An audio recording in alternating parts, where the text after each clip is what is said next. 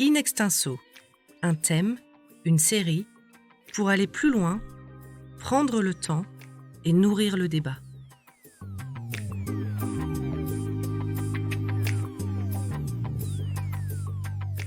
Crise sanitaire, crise économique, crise politique, mais aussi crise sociale. En un an, un virus inconnu a mis la planète sans dessus-dessous, bousculant tous nos repères. Il a fallu apprendre à vivre confinés, masqués, à vivre dans l'incertitude. Mais il nous faut aussi réfléchir à la nature de cette crise, aux outils dont nous disposons pour l'affronter et surtout à ce qu'il nous faudra inventer pour créer le monde de demain. C'est pour aborder toutes ces questions que The Conversation vous propose une série de 4 podcasts intitulés « Quel nouveau monde ?» et réalisés avec le Collège des Bernardins. Antoine Ajarkowski, historien et directeur de recherche au Collège des Bernardins, va nous accompagner tout au long de cette réflexion. Et dans ce premier épisode, un choc global, nous allons tenter de mieux comprendre la crise internationale et explorer l'angle géopolitique. Que nous dit le malaise actuel de l'ordre mondial et de ses défaillances? Quelles pistes pour construire des alternatives? Bonjour Antoine Ajarkowski. Bonjour. Comment peut-on décrire la crise actuelle et ses enjeux? D'abord, il faut dire que la crise actuelle, elle est terrible. Il y a plus de 2 millions de morts dans le monde, plus de 475 000 aux États-Unis. C'est plus en un an que toutes les victimes américaines pendant la Deuxième Guerre mondiale.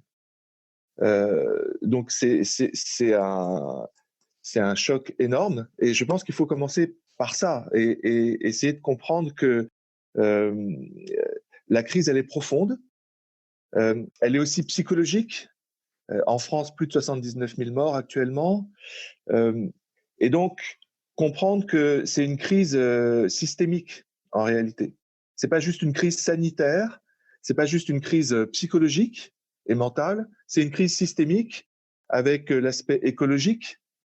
Le réchauffement climatique, le 7e continent de plastique dans les océans, 7 milliards de déchets plastiques. C'est une crise également politique, avec le fait que on voit bien que le multilatéralisme ne fonctionne pas. La montée du terrorisme, une crise sociale, les rapports de Oxfam qui montrent que près de 2000 personnes dans le monde détiennent plus de 50% de la fortune mondiale, des richesses mondiales. Donc voilà, tout ça pour dire très brièvement qu'il y a une prise de conscience sur le fait que cette crise, c'est pas simplement une crise sanitaire, c'est une crise systémique. Et moi, ce qui me frappe, c'est le fait que le président de la République, Emmanuel Macron, fait le même constat, à savoir que c'est pas une crise conjoncturelle, c'est une crise profonde. Il en a parlé à plusieurs reprises. Il en a parlé au Forum de la paix de Paris en novembre dernier. Il en a parlé à nouveau à Davos, en Suisse, au mois de janvier dernier. Et à chaque fois, ce qu'il dit, c'est que c'est une crise du capitalisme néolibéral. C'est-à-dire? Il étaye son constat en disant que on a ouvert les frontières trop largement dans les années 90 et ça a conduit à des délocalisations. On a financiarisé l'économie et du coup l'épargne est allée pas là où il fallait, pas dans l'économie réelle. Le droit commercial international a des lacunes et absence de prise en compte de l'impact environnemental dans les décisions économiques. C'est ça son constat. Et par rapport à ça, il veut lancer un nouveau consensus, un consensus de Paris. Enfin, en tout cas, c'est ce qu'il a dit à Paris. Et dans ce nouveau consensus, il propose un nouveau multilatéralisme qui fonctionne sur la coopération, par exemple, pour avoir accès aux vaccins pour tout le monde. Il propose de nouveaux types de financement, et on va en parler au moment de la COP 26 à Glasgow, pour réaliser les accords de Paris. Des nouvelles règles du commerce international et un retour sur les valeurs qui ont fondé la Charte des Nations Unies. Donc, ça veut bien dire qu'il est conscient que là, c'est une crise profonde. Et nous, ce qu'on pense au Collège des Bernardins, on a un groupe de recherche qui porte sur les nouveaux paradigmes pour une société plus juste, c'est que ce constat-là, il est nécessaire, mais il n'est pas suffisant. Parce qu'en réalité, la crise, c'est une crise disons, de la modernité et pas simplement du libéralisme ou du néolibéralisme, et que pour sortir de cette crise de la modernité, il ne faut pas simplement une transition écologique vers une économie soutenable, ce qui est bien entendu le but, mais il faut une transition spirituelle pour adopter des nouveaux comportements. Et de ce point de vue-là, ce qui est intéressant dans le discours de Macron, et je termine là-dessus, c'est qu'à Davos, il a dit il faut qu'on retrouve une économie comme une science morale. Et il a ajouté aussi il faut construire la vie bonne avec les vertus qui vont avec. Et donc ça veut dire que c'est pas du tout ce qu'on enseigne dans les facultés d'économie ou de sciences politiques aujourd'hui. L'idée que l'économie soit une science morale ou qu'il faut retrouver une vie vertueuse, là, je pense qu'il y a matière à dialogue. Donc Antoine, ce que vous nous dites en fait, c'est que nous sommes dans une crise du capitalisme. Absolument. On est dans une crise du capitalisme et on n'en a pas vraiment pris conscience. C'est ça surtout. Parce qu'en 89, lorsque le mur de Berlin s'est effondré, il y a eu une sorte de doxa dans les milieux politiques, dans les milieux intellectuels aussi. Voilà, c'est qu'il y avait la guerre froide avec le communisme contre le libéralisme. Le communisme s'est effondré avec l'effondrement de l'Union soviétique, donc c'est le libéralisme qui a gagné. Et en réalité, c'est un mythe. D'abord parce que le communisme ne s'est pas du tout effondré, puisqu'il n'y a pas eu de jugement des crimes du communisme à proprement parler, comme le voulaient Solzhenitsyn ou Boukovski. Et Lénine est toujours sur la place rouge et Xi Jinping se réfère toujours à Marx. Donc, il n'y a pas eu finalement d'effondrement de la doctrine. Et puis surtout, le libéralisme, on ne peut pas dire qu'il ait triomphé. C'est vrai que sur le moment, on a cru à une victoire du libéralisme et on est passé au néolibéralisme avec les thèses du consensus de Washington qui a été adopté en 89-90 et qui était basé sur des idées en particulier qui ont été formulées par un économiste qui s'appelle John Williamson, mais il était aussi en lien avec Milton Friedman, les monétaristes, et qui consistait à déréguler l'économie, à proposer, il y avait un programme en 10 points, les délocalisations, la désindustrialisation, et tout ça par une discipline budgétaire, fiscale, par la levée des tarifs douaniers, par des privatisations au bénéfice des actionnaires. Voilà, c'était ça le programme au début des années 90. Mais la réalité, c'est que eh bien, ça a donné des catastrophes avec ce que je disais tout à l'heure, à savoir la montée des inégalités, la progression de la crise écologique, etc. Donc, je pense que c'est ça qu'il faut aujourd'hui comprendre, à savoir que 89, c'est pas simplement la crise du communisme, c'est aussi la crise du libéralisme. Et aujourd'hui, ce qu'on essaye de comprendre, c'est est-ce que c'est pas une crise de la modernité, à savoir d'un projet qui, depuis 2 siècles, considère que l'État n'a pas de projet éthique. C'est le projet moderne, c'est un projet qui considère que l'État n'a pas à imposer un horizon moral. Et donc, il se produit une sorte de déconnexion entre le bien et le juste. Et le problème dont on se rend compte de plus en plus aujourd'hui, ça avait déjà été critiqué par Paul Ricoeur, mais de plus en plus par des théoriciens, notamment à Harvard, un professeur qui s'appelle Michael Sandel, eh bien, c'est que ce modèle d'un État neutre qui déconnecte le juste et le bien, en réalité, ça fonctionne pas. On s'en est rendu compte après la crise de 2008. Il y a des libéraux, des ultra-libéraux comme George Soros, par exemple, qui avait un projet de société ouverte, qui dit « mais ça, c'est complètement utopique. La réalité, c'est que le marché ne fonctionne pas avec des acteurs à égalité. La réalité, c'est qu'il y a des gens qui ont des informations que d'autres n'ont pas. » L'autre grande critique, c'est qu'il n'y a pas de neutralité, en fait, parce que déconnecter le juste et le bien, ça correspond à un horizon théologique qu'on appelle le déisme. Kant était déiste. Voilà, alors on accepte, on n'accepte pas, mais on ne peut pas dire que ce n'est pas lié à un horizon théologique. Et donc, ça aussi s'est remis en question. Et puis, il y a une troisième remise en question, c'est que si le bien est déconnecté du juste, ben, qu'est-ce qui, moi, me pousse à devenir bon ? J'ai aucun intérêt à devenir bon. Et si tout le monde se dit la même chose que moi, on va vivre dans une société de plus en plus violente. Et c'est pas du tout ce que voulaient les Lumières. Mais le résultat, c'est qu'on en arrive à ça. Donc, euh, la, la, la, là où il faut essayer de sortir de cette situation, c'est d'inventer une société qui reconnecte le juste et le bien. Et ça a des conséquences immédiates. Je prends l'exemple des caricatures, par exemple. Il y a des gens qui considèrent les caricatures contre le prophète. Eh bien, ça peut être bien. Ça peut être bien parce que ça peut désacraliser une religion qui peut être oppressante.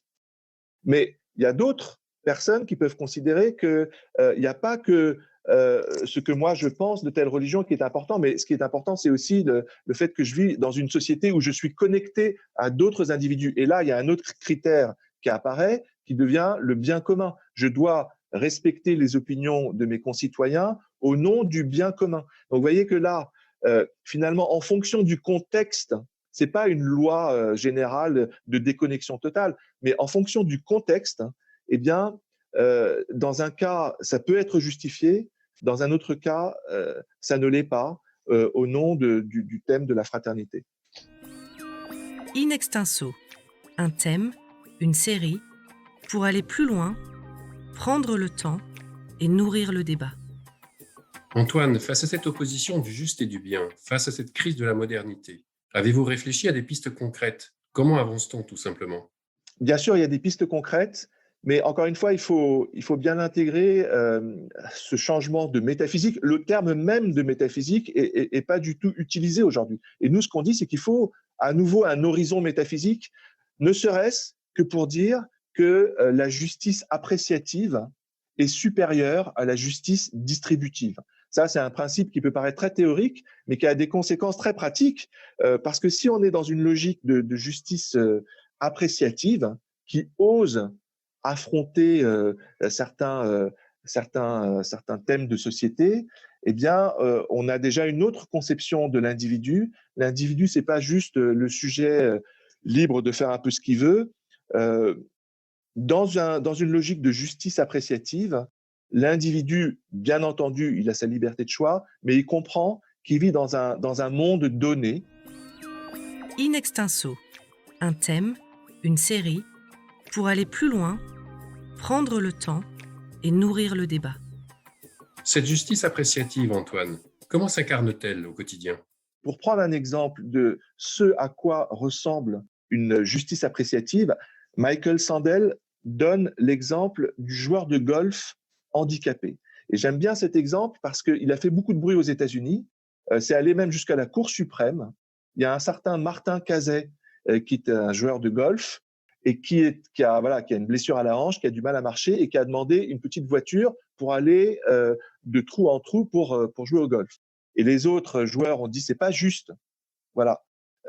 Et donc il y a eu un procès et finalement la Cour suprême a tranché sur ce sujet en disant là il y a plusieurs conceptions du bien, mais nous on en revient à une justice appréciative qui consiste à savoir quelle est finalement la finalité du jeu. Et la finalité du jeu pour les juges de la Cour suprême, c'est d'envoyer une balle d'un trou à un autre avec un minimum de coups. Et donc ça n'empêche pas pour un joueur handicapé d'avoir une voiture. Vous voyez, ils ont osé apprécier ce qui est bien et ce qui n'est pas en fonction de la finalité. Et ça a des conséquences très concrètes. Par exemple, si on ose s'attaquer à la question de la justice appréciative, ça veut dire il faut réhabiliter les vertus, comme dit le président Macron. Mais alors, quelles sont les vertus? Si on ne veut pas revenir à l'ordre moral, quelles sont les vertus qu'on honore? Est-ce qu'on considère que le courage, c'est une vertu? Est-ce qu'on considère que l'honnêteté, c'est une vertu? La sobriété, on parle beaucoup de cette question de la sobriété. Sur un sujet, par exemple, très concret, la question de la violence faite aux femmes, certains chercheurs, comme Dufour, par exemple, qui a écrit un livre qui s'appelle La Cité perverse, qui est un philosophe de Paris 8, et qui dit Bernard de Mandeville, avec sa fable des abeilles, qui disait il y a une déconnexion entre l'éthique d'une société et son progrès. Dufour dit ça c'est pas vrai.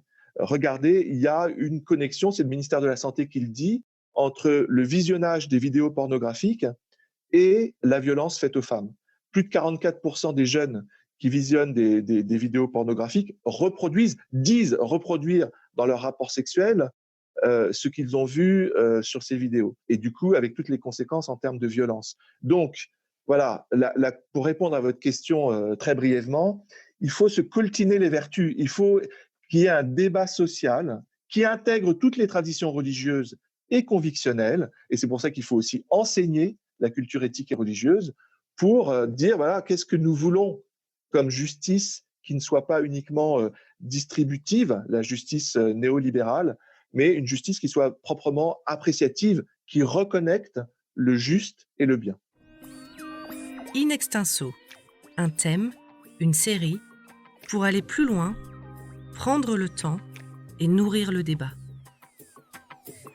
Alors, ces notions de justice appréciative, de juste et de bien, comment concrètement on pourrait réfléchir à les mettre en place ?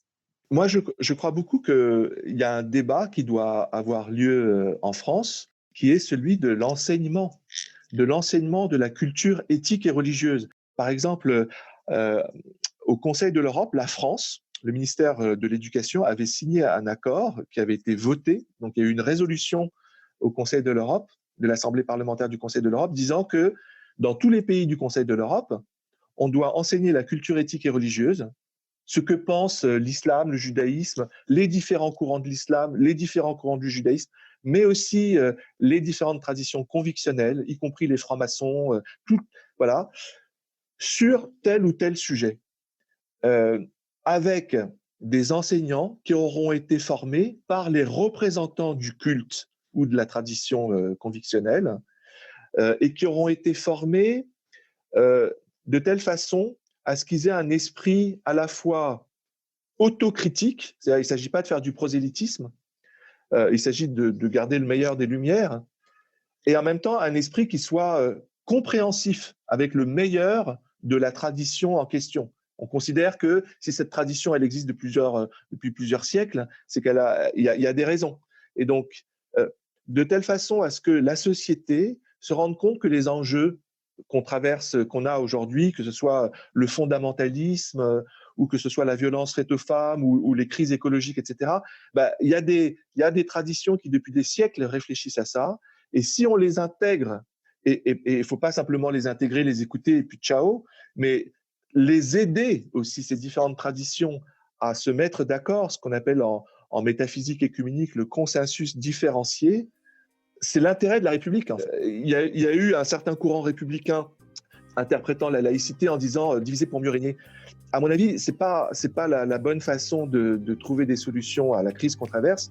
C'est plutôt d'essayer d'intégrer toutes les différentes cultures, ne pas en avoir peur, bien entendu veiller au respect de chacun et surtout des minorités, mais les écouter et les enseigner avec des profs qui soient bien formés et qui n'aient pas peur d'aborder ces sujets. Or, malheureusement, aujourd'hui, on est dans une société tétanisée où et on peut comprendre pourquoi les enseignants ont peur d'aborder certains sujets. Mais ça n'a pas d'avenir. Antoine Ajarkowski, merci. Nous vous retrouvons pour le prochain épisode dédié au phénomène de la désinformation.